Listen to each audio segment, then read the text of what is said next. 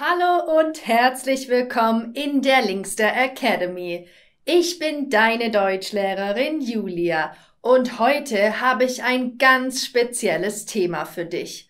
Und zwar zeige ich dir, wie du Karriere in Deutschland machen kannst. Egal, ob du schon in Deutschland wohnst oder hierher ziehen möchtest, egal wie gut dein Deutsch ist und auch ganz egal, aus welchem Land du kommst, denn hier gibt es immer eine Möglichkeit.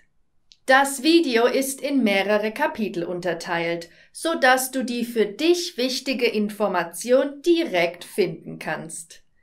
Dennoch empfehle ich dir, das ganze Video anzuschauen, denn es gibt sicherlich Dinge, von denen du gar nicht weißt, dass es sie gibt.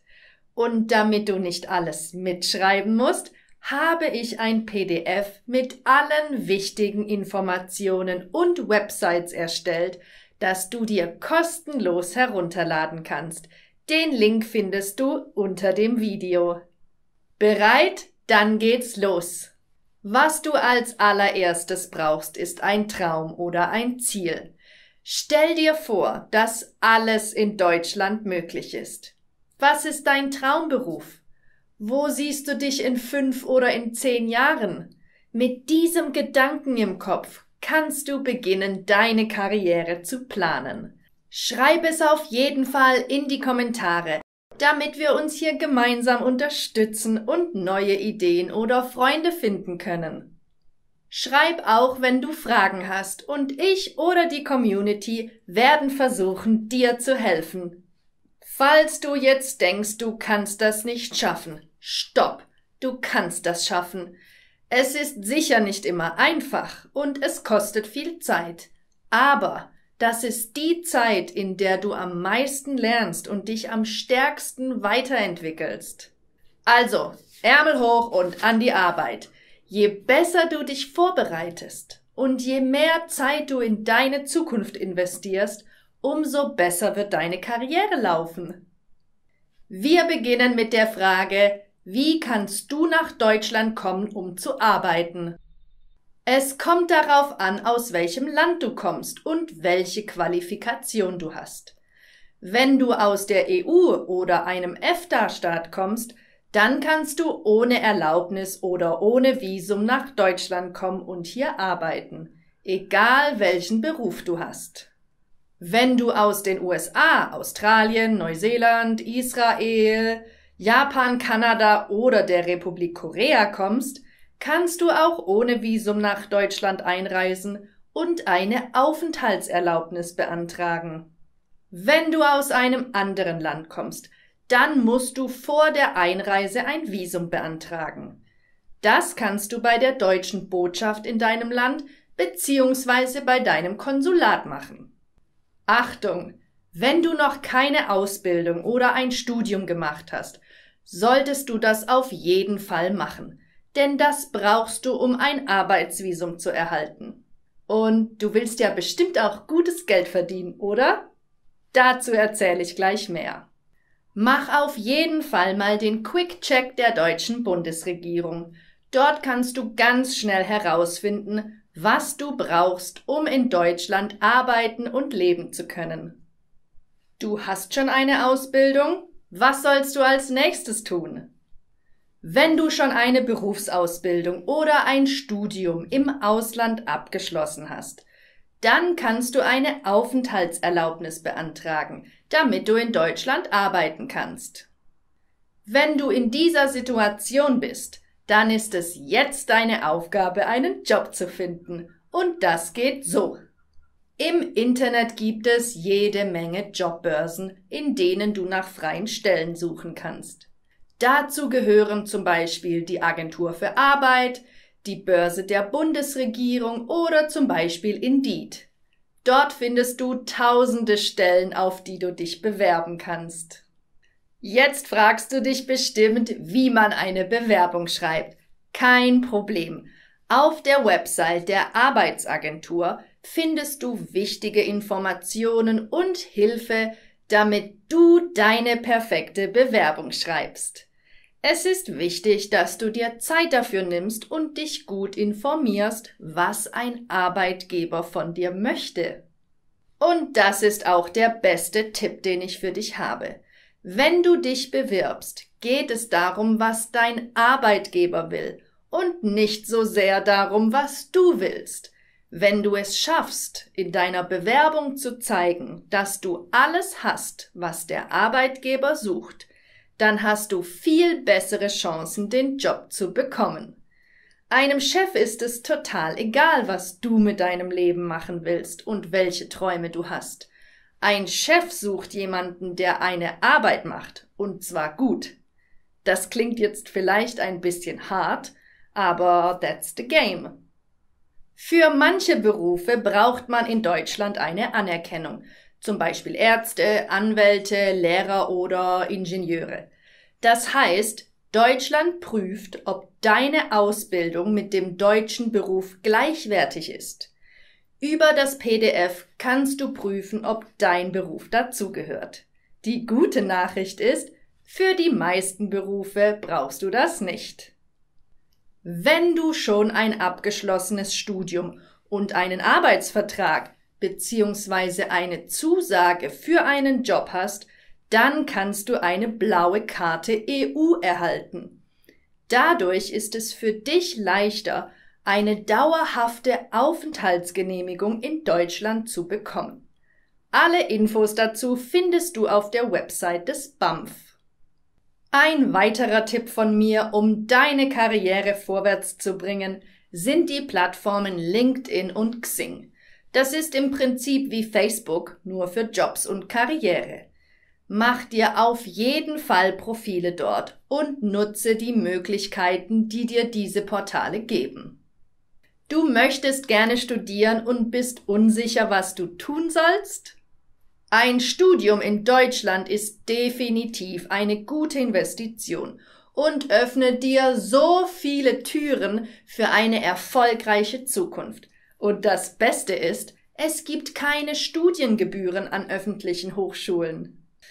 Ja, ein Studium ist harte Arbeit, aber es lohnt sich. Ich habe über 6 Jahre lang studiert und aus meiner Erfahrung kann ich sagen, es war die schönste Zeit und es war die schlimmste Zeit. Aber jetzt geht's mir gut und ich muss mir keine Sorgen mehr um meine Zukunft machen. Und das kannst du auch. Für ein Studium brauchst du eine Hochschulzugangsberechtigung, zum Beispiel das Abitur. Auch hier musst du vorher überprüfen, ob dein Abschluss in Deutschland anerkannt wird, und das kannst du beim DAAD machen. Eine wichtige Voraussetzung ist natürlich die deutsche Sprache. In der Regel brauchst du Kenntnisse auf C1-Niveau, denn im Studium sitzt du zusammen mit deutschen Muttersprachlern. Die Professoren sprechen auch auf Deutsch und die Literatur ist in der Regel auf Deutsch geschrieben. Um diese Kenntnisse nachzuweisen, brauchst du ein Zertifikat. Die bekanntesten Anbieter für Sprachprüfungen sind das Goethe-Institut, TELC, TestDaF und die DSH-Prüfung. Jetzt kommt die gute Nachricht, du musst nicht auf C1-Niveau nach Deutschland kommen, denn es gibt bei uns das sogenannte Studienkolleg. Das ist sozusagen die Deutschschule der Hochschulen, wo du intensiv auf die Deutschprüfung DSH vorbereitet wirst, damit du in Deutschland studieren kannst. Das Beste daran ist der Preis, denn im Vergleich zu privaten Schulen zahlt man an der Universität für einen Intensivkurs nur ein paar 100 Euro pro Semester. An der Universität des Saarlandes in Saarbrücken kannst du sogar auf Niveau A1 beginnen und in maximal 4 Semestern Deutsch lernen und dann direkt in dein Studium einsteigen. In Deutschland gibt es richtig viele Studiengänge. Um einen Überblick darüber zu bekommen, was du in welcher Stadt studieren kannst, empfehle ich dir die Seite studieren.de. Internationale Studieninteressierte können ihre Bewerbung bei UniAssist prüfen lassen. Dort bekommst du auch viele wichtige Informationen rund um dein Studium. Das Studium in Deutschland ist zwar kostenlos, man bezahlt nämlich nur den Semesterbeitrag, der bei ungefähr 300 € pro Semester liegt, aber man muss ja auch etwas essen und Miete bezahlen. Die durchschnittlichen Kosten im Monat für deinen Lebensunterhalt bei uns liegen ungefähr bei 900 €. Keine Angst, es gibt in Deutschland viele Möglichkeiten der finanziellen Unterstützung, zum Beispiel ein Stipendium. Außerdem gibt es bei uns das sogenannte BAföG. Das ist ein Bildungskredit des Landes, mit dem man während des Studiums oder der Ausbildung unterstützt werden kann. Natürlich kommen deine Kosten auch darauf an, in welcher Stadt du wohnst. Denn München ist zum Beispiel viel teurer als Chemnitz. Dazu aber gleich mehr. Oft höre ich die Fragen: Stimmt es, dass eine Fachhochschule schlechter ist als eine Universität? Oder muss ich an einer Universität studieren, damit ich viel Geld verdienen kann? Die Antwort lautet nein. Generell muss man gar nicht studieren, um Geld zu verdienen. Man muss einfach nur hart arbeiten, dann kann man alles schaffen. Hier ein paar Unterschiede zwischen FH und Uni. Wenn du einen Doktor machen willst, geht das normalerweise nur an der Uni. Denn eine Universität ist sehr theoretisch und wissenschaftlich orientiert. Manche Studiengänge gibt es nur an der Uni, zum Beispiel Medizin oder Jura. Denn man muss ein Staatsexamen machen und das gibt es nur an Universitäten. Mit einem Abschluss an der Fachhochschule kannst du aber natürlich auch reich werden, wenn das dein Ziel ist. Und sie hat sogar einige Vorteile für Studenten. Während in einer Vorlesung an der Universität teilweise mehrere hundert Menschen sitzen, sind die Vorlesungen an der Fachhochschule viel kleiner. Und das heißt, dass die Betreuung durch Professoren oft besser ist. Außerdem hat man je nach Studiengang mehr Praxis als an der Uni und kann sich besser auf den Beruf vorbereiten. Ein weiteres interessantes Modell ist die Berufsakademie. Dort kann man ein duales Studium machen und das heißt, dass man einen Teil studiert und den anderen Teil in einem Unternehmen arbeitet. Das Gute daran ist, dass man während dieser Zeit schon Geld verdient, denn man arbeitet ja. Allerdings ist das ein sehr, sehr intensives Studium und der Druck ist oft sehr groß, da man sehr viel zu tun hat. Mehr Informationen findest du im Wegweiser Duales Studium. Wie findest du einen Ausbildungsplatz? Die Berufsausbildung ist eine perfekte Möglichkeit, um einen Beruf zu erlernen und direkt Geld zu verdienen. Man kann damit Berufe erlernen, die es an keiner Universität gibt, die aber in Deutschland trotzdem immer gebraucht werden. Zum Beispiel Kaufmann, Koch, Gärtner oder andere handwerkliche Berufe wie Maler oder Maurer.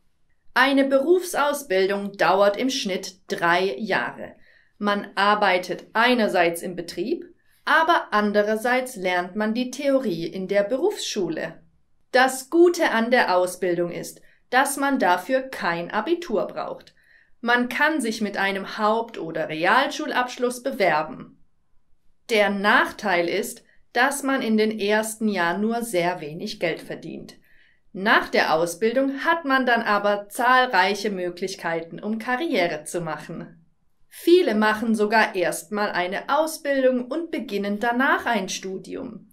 Denn man kann bei uns die sogenannte Fachhochschulreife machen, mit der man nach der Ausbildung studieren kann. Jetzt stellt sich noch die Frage, wo und wie sollst du wohnen? In Deutschland gibt es ziemlich viele Städte, die dir unterschiedliche Möglichkeiten bieten. Denn es kommt nicht nur auf dein Studium oder deinen Beruf an. Wenn du in einer Stadt bist, die du gar nicht magst, dann wirst du dort wahrscheinlich auch nicht glücklich. Wenn du Großstädte magst und richtig viel erleben willst, könnten Berlin oder Köln passend für dich sein. Wenn es dir vor allem um deine Karriere geht, sind möglicherweise Frankfurt, München oder Stuttgart dein Ding. Es gibt aber auch tolle kleinere Städte mit viel Natur, zum Beispiel Freiburg. Wenn du eine Wohnung suchst, gibt es viele Internetportale. Vielleicht möchtest du gern in einer WG wohnen, das ist eine Wohngemeinschaft, in der man mit anderen zusammenlebt und sich die Kosten teilt. Das Tolle daran ist, dass man mit Deutschen zusammenwohnen kann und die Sprache und Kultur besser kennenlernen kann. Mein Tipp: Nutze Google, um Deutschland besser kennenzulernen. Mach dir eine leckere Tasse Tee und schau dir ganz in Ruhe an, welche Städte es bei uns gibt und wo es dir am besten gefällt. Und dann drücke ich dir die Daumen, dass es dort auch deinen Traumjob, Traumstudiengang oder Traumausbildungsplatz gibt. Übrigens, die teuersten Städte Deutschlands sind München, Frankfurt und Stuttgart. Zu den günstigsten gehören Magdeburg, Duisburg oder Chemnitz. Es gibt ein sehr interessantes Projekt, das Wohnen für Hilfe heißt. Studierende können bei einer älteren Person leben und im Haushalt helfen, und dafür muss man dann außer Nebenkosten keine Miete bezahlen. Wie findest du Freunde und baust dir ein soziales Leben auf? Zum Abschluss noch ein Thema, das mindestens genauso wichtig ist wie deine Karriere: dein Sozialleben. Und dieses Thema ist gar nicht mal so einfach, denn wie du weißt, hat jedes Land seine eigene Kultur und in jedem Land sind die Menschen eben anders. Als Deutsche muss ich sagen, dass die Deutschen auf jeden Fall zum großen Teil sehr korrekte Menschen sind, aber nicht alle. Das ist aber in jedem Land so. Generell sind Deutsche ein bisschen weniger offen als zum Beispiel Südländer, aber das heißt nicht, dass man keine Freundschaft zu ihnen aufbauen kann. Mach dir keine Sorgen, wenn die Deutschen auf dich einen ernsteren Eindruck machen. Wenn man uns besser kennt, dann sind wir normalerweise richtig nette Menschen. Aus meiner Erfahrung als Dozentin an der Uni weiß ich, dass Deutsche oft nicht auf Fremde zugehen und ihnen ihre Freundschaft anbieten. Deshalb mein Tipp: Geh du auf sie zu. Sei freundlich und offen, versuche sie besser kennenzulernen und gib nicht auf. Es gibt so viele Deutsche, die gerne mit dir befreundet wären. Du musst sie nur finden. Am besten geht das, indem du einem Verein beitrittst. Zum Beispiel Fußball oder Volleyball, Tanzen oder ähnliches. Denn dort hat man direkt ein gemeinsames Hobby. Oder lade doch mal ein paar Leute zum Essen bei dir ein und koche ein typisches Gericht aus deinem Land. So öffnest du anderen eine Türe zu deiner Kultur und hast gleichzeitig die Möglichkeit, mehr über Deutschland zu lernen. Du kannst dich auch für soziale Projekte einsetzen, zum Beispiel die Tafeln, oder unterstütze ein Seniorenheim, denn es gibt auch in Deutschland viele Menschen, die dich brauchen. Im Internet gibt es natürlich auch zahlreiche Plattformen, um Leute kennenzulernen. Zum Beispiel in Facebook-Gruppen, auf Seiten für Sprachtandems oder versuch's doch mal bei Tinder. Ja, das ist mal ein erstes Video mit den wichtigsten Informationen, die ich finden konnte. Bestimmt habe ich noch nicht über alles gesprochen, aber wenn es noch ein Thema gibt, das ich vergessen habe, dann schreib es mir in die Kommentare, damit ich einen zweiten Teil machen kann. Ich drücke dir die Daumen bei allem, was du machst und schicke dir ganz viel positive Energie. Du kannst alles schaffen, wenn du es wirklich willst. Gib nicht auf, es ist dein Leben und nur du hast es in der Hand. Ich sag Tschüss, bis zum nächsten Video, deine Julia.